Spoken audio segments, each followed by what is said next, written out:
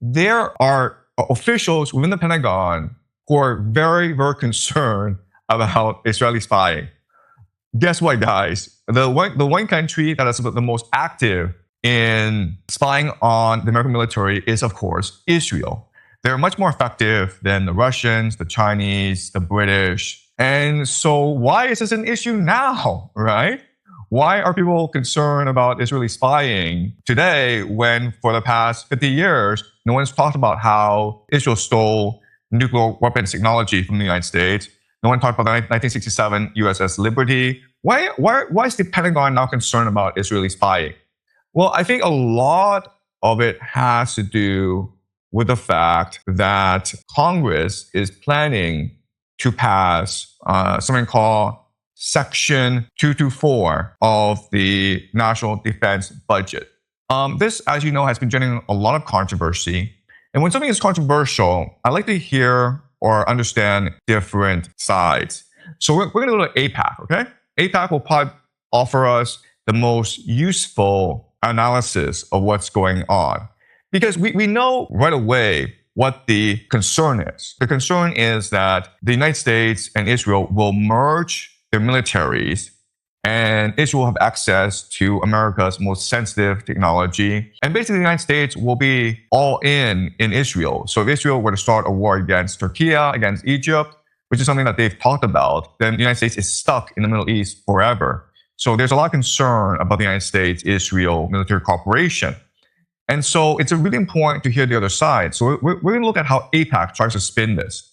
First of all, AIPAC's trying to sell to politicians and the public why it's important to pass Section 224. And it lists a lot of reasons, but basically these are reasons that that is basically made up. There's really no good reason. The dangers are much more greater than the benefits. Now, what's interesting is that the AIPAC is going to offer spin Section 224. So let's read some together. Myth number one, Section 224 will merge the US and Israel militaries. Okay, and what the argument is, Section 224 does not create joint command structures or transfer any decision-making power to Israel. It establishes a coordination mechanism for defense technology cooperation, formalizing and strengthening existing cooperation. This does actually refute the concern that these militaries are merging. What this is saying is that Israel will not take control over the US military, but no one's saying that Israel will control the US military. Everyone's just saying that these militaries will merge, and this will present a lot of strategic problems for the US, especially in the Middle East. Basically, if Israel were to start a war, the United States would have no choice but to support Israel, even without congressional approval. Let's go to myth number two. Section 224 doesn't benefit America. The fact, Section 224 will improve defense cooperation with Israel. But again, we just said that might be a problem because Israel starts these wars for no reason, and America will be dragged into these wars. Hence, U.S.-Israel cooperation will help ensure American troops have access to the best technologies to remain safe and effective on the battlefield. Well, if American troops were not in battle to begin with, they'd be safer, right? So America has no reason to start wars. Israel does have reason to start wars. So this AIPAC document is not actually helping the case. Number three, Section 224 is a backdoor way to provide military aid to Israel. There's nothing mythical about this. This is just factual. Section 2 does not authorize a single dollar of new aid or facilitate the transfer of any additional arms to Israel. Okay, but what the document would do is change the definition, right? So before, America was providing aid to Israel. Now it's just providing resources to itself, which Israel can partake in. This is just spin. This makes no sense. Number four, Section 224 will give Israel influence over U.S. defense programs or supply chains. Same as myth number one.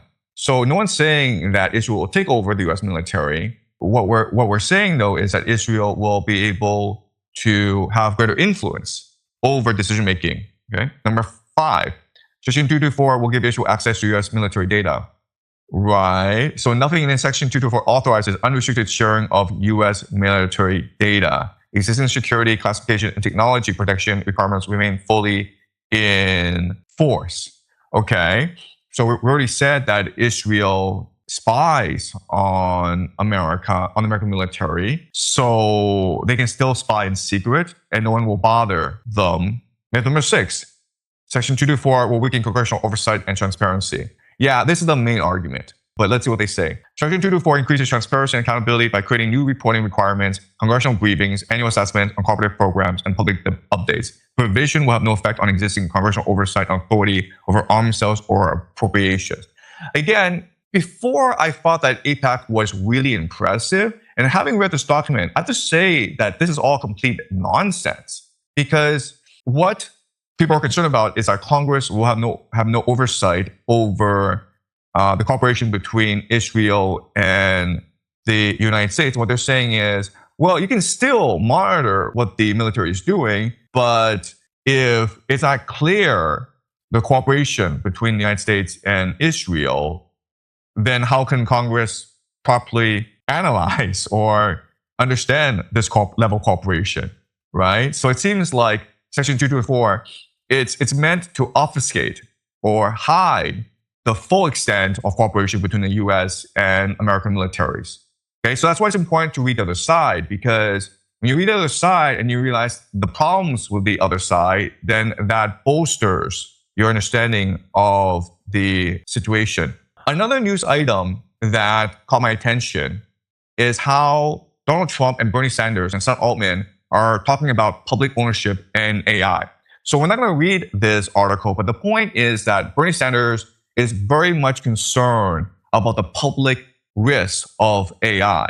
He's concerned that these companies, OpenAI, Anthropic, they might develop sentient AI, AGI, that could destroy the world.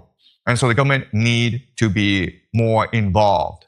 He's also concerned about the environmental and economic costs of AI. Is it going to destroy jobs? Is it going to consume too much electricity and fresh water? Now, whenever you see Bernie Sanders and Sam Altman on the same headline, you should be concerned. Because what Sam Altman really wants is for a public bailout. I've talked about this in my lectures, where it is impossible for these AI companies to make any money. They are not profitable by themselves. So what they want is going to subsidize their enterprise, and they'll have complete control over information and surveillance. So what Sam Altman basically wants to do is for the government to buy out the data centers from him and subsidize the cost for running AI. Then OpenAI will be profitable. And so this is all a giant scam, guys. Bernie Sanders is part of the scam. If Donald Trump, Bernie Sanders, and Sam Altman are working together, you know it's really, really bad. My prediction is that the government at some point will come in and make public these data centers, because these data centers are really, really expensive. Also, Larry Fink has voiced concern that there might be some public outrage over these data centers, and there might be public sabotage against these data centers. Well, once the government takes them over, then these data centers can become military bases. Good luck trying to attack a data center if it's a military base. Now, one last news item I want to look at is Ivanka Trump. This is interesting because Ivanka Trump doesn't really do interviews.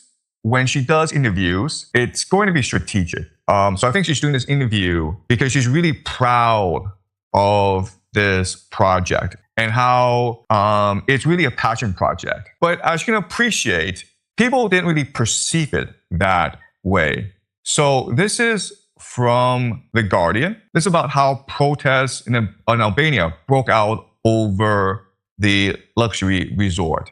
And this has been going on for a few days now. But when I read this article, when I heard the news, I actually didn't believe it, because I thought that Albania was a pretty corrupt place and the Kushners are just a front people for powerful people who want to create this project, basically oligarchs. And so I was shocked when I read that there were protesters in Albania. And I didn't really pay much attention to these protests, but it kept on appearing on my timeline. And so I started to open this Guardian article to see what's really going on. Basically, when there are protests, there are two questions I ask in order to better understand what's going on. first of all, who's organizing these protests, and second of all, who's funding these protests. So here in this Guardian article, it tells you that there are these environmental NGOs, a leading conservation group called the Protection and Preservation of the Natural Environment in Albania. And whenever there's an NGO operating in Eastern Europe, you always think George Soros, Open Society. So I just started to Google this organization. And here it says there are 3 funding organizations.